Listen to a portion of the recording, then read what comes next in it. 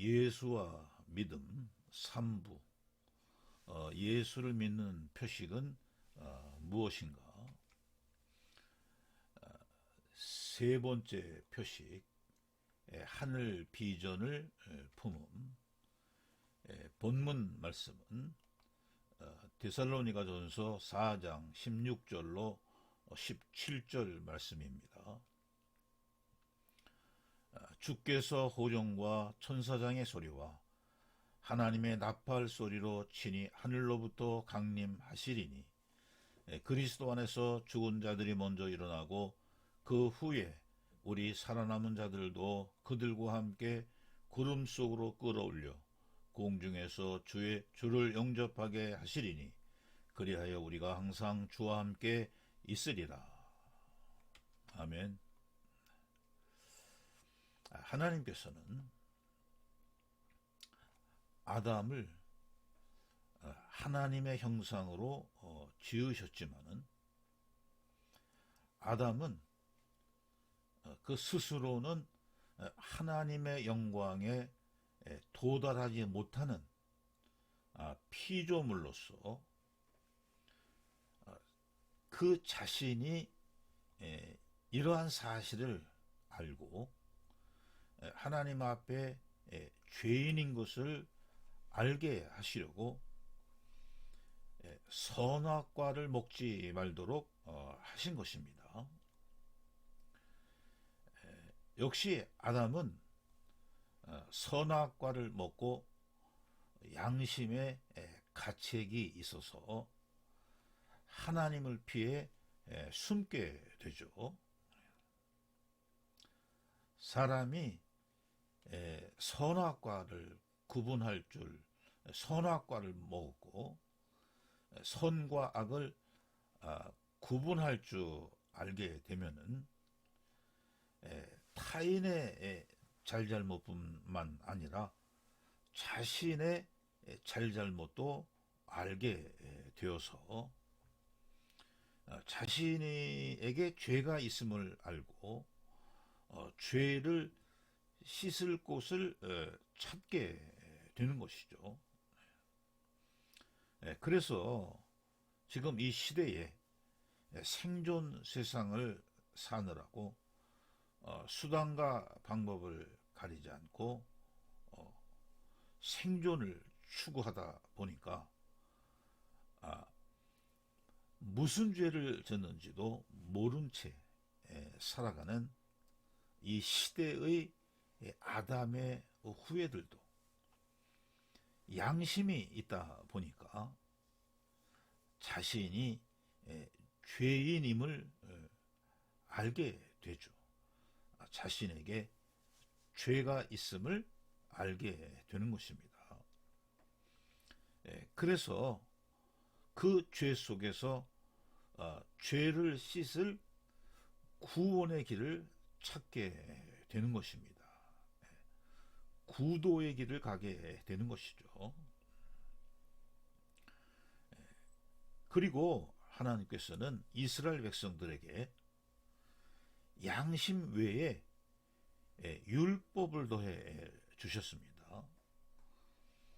율법을 지키려고 몸부림을 치다가 못 지키게 되고 자신들이 하나님 앞에서 연약한 자들인 것을 알고 하나님 앞에 지은 죄 때문에 제물을 희생을 시켜서 제물을 하나님께 드려 용서를 구하도록 그렇게 하셨죠. 사도 바울은 누구보다도 이러한 사실을 깊게 깨닫고 한탄을 하였습니다. 로마서 7장 13절의 말씀이죠. 그런즉 선한 것이 내게 사망이 되었느냐? 그럴 수 없느니라. 오직 죄가 죄로 드러나기 위하여 선한 그것으로 말미암아 나를 죽게 만들었으니 이는 계명으로 말미암아 죄로 심히 죄되게 하려 함이라. 이렇게 말씀한 것입니다. 하나님께서 사람의 행위를 제한하시는 것은 사람 자신의 부족함을 깨닫게 하시려는 배려이신 것입니다. 죄를 깨닫는 것이 왜 배려가 됩니까? 그것은 자신의 부족함을 알게 되면은 회개를 하게 될 것이고, 회개와 더불어서 구원을 필요로 하게 되기 때문입니다. 죄가 있어서는 하나님을 만날 수가 없고, 또 천국도 자기와는 관련이 없는 먼 나라 이야기인 것을 어렴풋이라도 알게 되는 것입니다. 그래서 죄에서 용서를 받아야 한다는 최소한의 양심이 작동하게 되는 것이죠. 그래서 하나님께서는 예수님을 어린 양으로 십자가에 죽게 하셔서 죄를 완전히 사함받을 길을 열어주시는 것입니다. 그래서 이제는 양심으로 말미암은 죄에서 구원을 받았습니다. 율법으로 말미암은 율법에서 구원을 받았습니다. 선악과를 먹어서 발생한 원죄가 용서를 받게 된 것이죠. 그러므로 죄로 말미암았던 형벌도 사라져 버렸습니다. 감옥에서 나왔습니다. 수갑이 풀어졌습니다. 묶인 것이 없습니다. 자유합니다. 이제 다시 시작할 수 있게 된 것입니다. 요한계시록 3장 17절과 18절은 내가 말하기를 나는 부자라 부요하여 부족한 것이 없다 하나 내 곤고한 것과 가련한 것과 가난한 것과 눈먼 것과 벌거벗은 것을 알지 못하는도다. 내가 너를 권고하노니 내게서 불로 연단한 금을 사서 부요하게 하고 흰옷을 사서 입어 벌거벗은 수치를 보이지 않게 하고 안약을 사서 눈에 발라 보게 하라. 이렇게 말씀해 주시는 것입니다. 이제 아담은 이 시대의 아담의 후예들도 다시 에덴 동산에 들어온 것입니다. 영적인 에덴 동산이죠.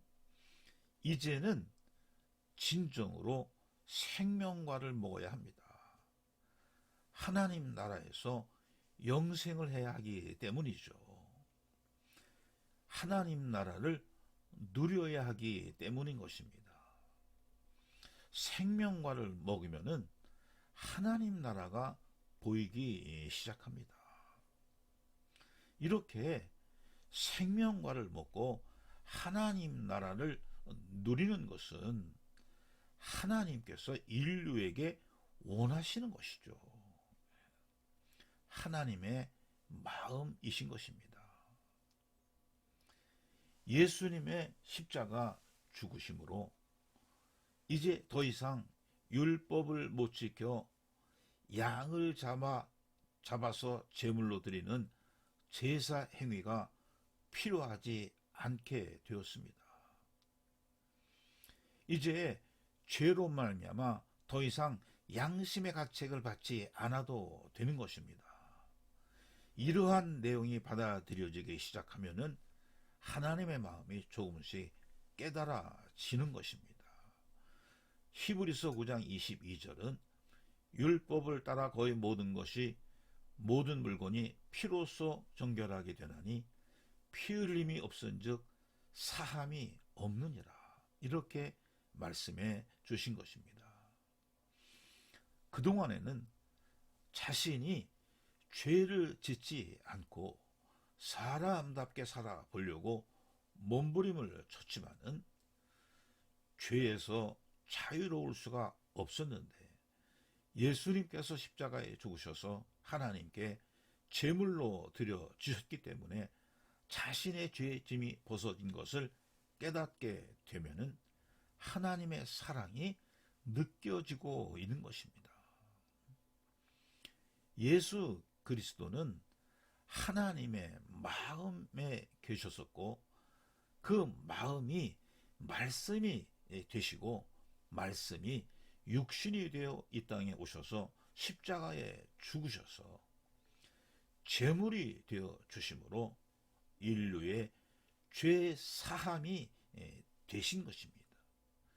이러한 하나님의 사랑이 깨달아지면서 그 사람의 마음에는 믿음이 자리를 잡게 되는 것입니다.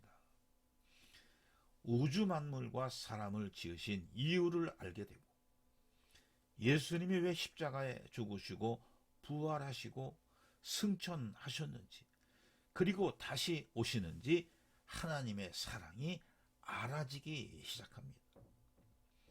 뿐만 아니라 생명의 근원이 하나님이신 것을 알게 되고 하나님은 참으로 영원한 실존적 참 존재이시기 때문에 사람에게도 천국에서 영원히 살 수 있는 영생할 수 있도록 해 주시는 것을 알게 되는 것이죠. 그리스도인 안에는 이 영원한 생명이 있기 때문에 하나님 나라에 충성할 수 있는 것을 우리가 알 수 있고 참 복의 근원은 예수 그리스도로서 오직 예수님만이 참 진리이신 것이 알아집니다. 이 세상 어떤 지식이 사람을 영생하게 할 수 없지만 오직 예수는 영생의 길이 되시는 것이 진리로 믿어집니다. 예수님은 사람에게 믿음의 땅이신 것입니다. 사람 안에 새로운 땅이 생겼습니다. 그 새 땅이 넓어지고 있습니다. 뿐만 아니라 천국 소망, 하늘 소망이 생깁니다. 하나님의 마음을 알고 나면은 하나님께서 무슨 일을 하시는지 알게 되고 당연히 사람이 어디서 와서 왜 살며 어디로 가는지도 알게 되고 그래서 어떤 목적을 가지고 어떻게 살아야 하는지 가치관이 새롭게 정립이 되는 것입니다.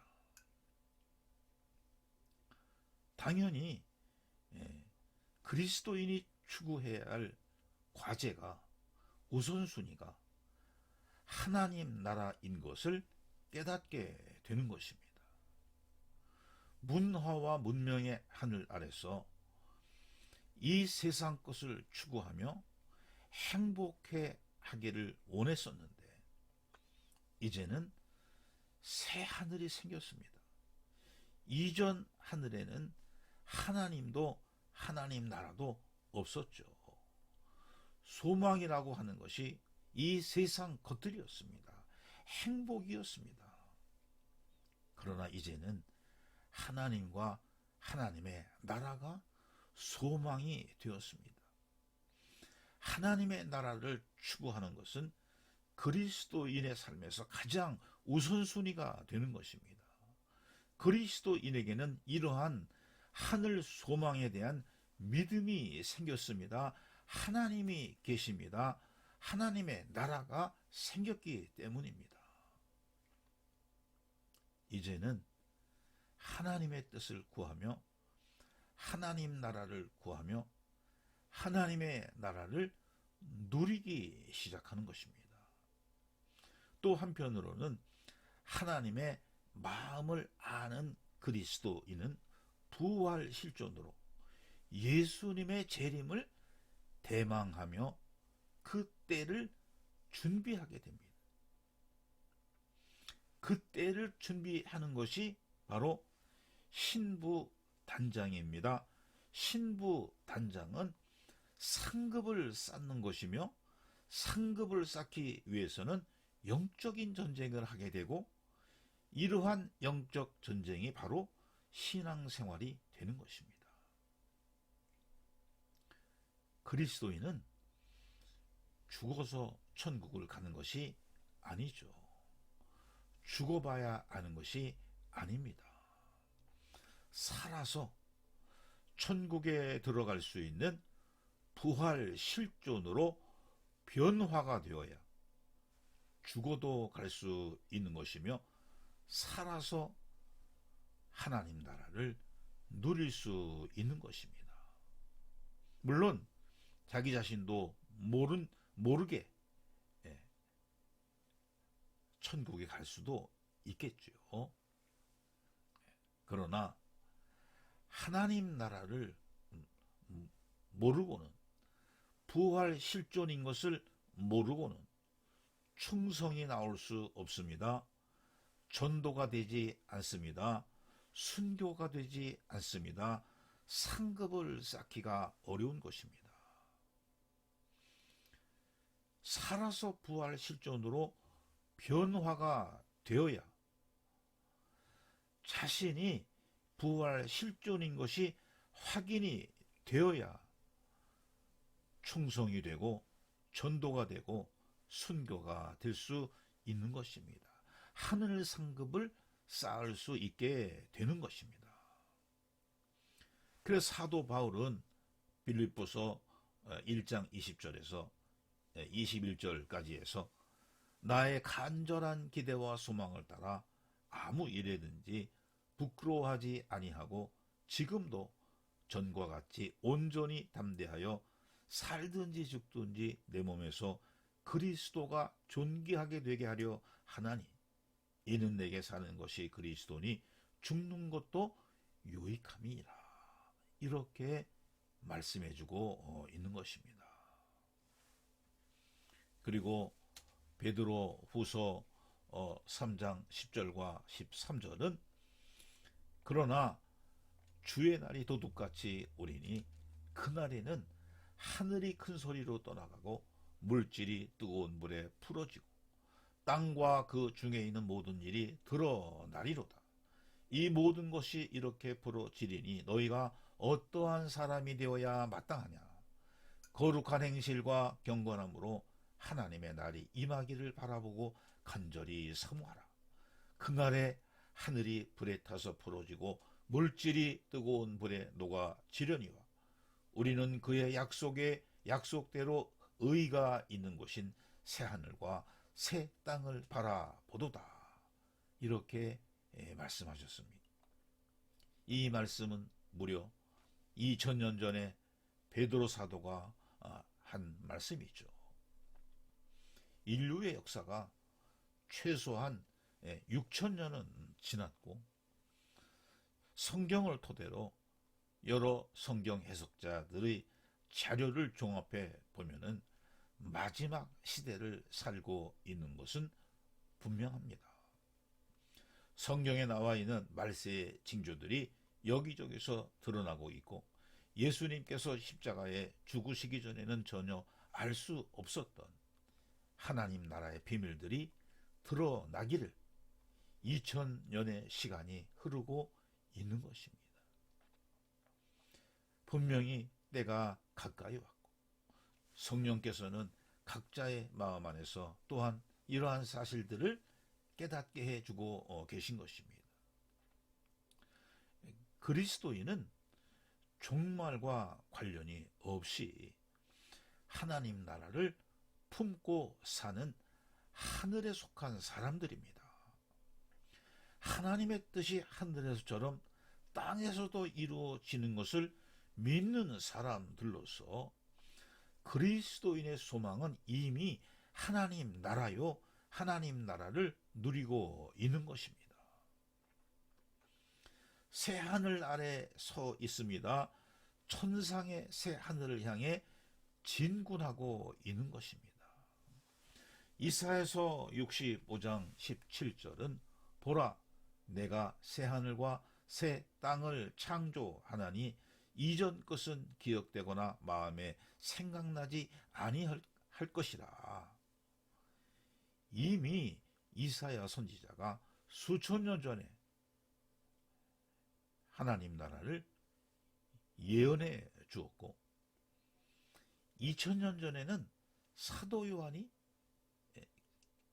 요한계시록 21장 1절에서 또 내가 새 하늘과 새 땅을 보니 처음 하늘과 처음 땅이 없어졌고 바다도 다시 있지 않더라 증언해 주었던 것입니다. 예수를 믿는 표식이 무엇입니까? 하늘 비전을 품은 것이죠. 하나님의 마음을 알고 하늘나라를 소망하며 사는 것이 예수를 믿는 것입니다. 생존 세상을 추구하는 생존의 삶으로는 하나님 나라를 소망하기가 어렵습니다. 예수를 믿는다면 그 마음에 하나님께서 하나님의 마음이 계시기 때문에 하나님 나라를 소망할 수 있게 되는 것입니다. 여기까지 말씀을 드리겠습니다.